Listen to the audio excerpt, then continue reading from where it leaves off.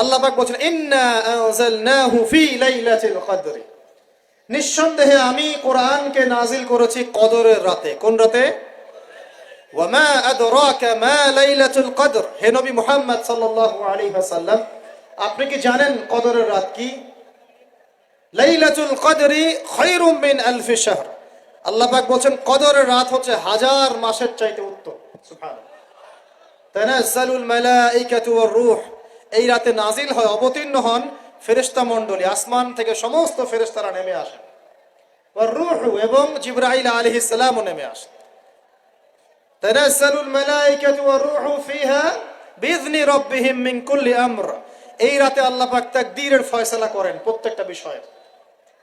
সালামুন হিয়া হাত্তা মাতলাইল ফজর, এবং ফজর পর্যন্ত এই রাতে শান্তি বিরাজ করে। শান্তি, শান্তি আর শান্তি। সুবহানাল্লাহ। এই রাতে যে ইবাদত করবে হাজার মাস ইবাদত করার নেকি পাবে। কেন এই রাতটা কেন ইম্পর্টেন্ট? একটাই কারণ,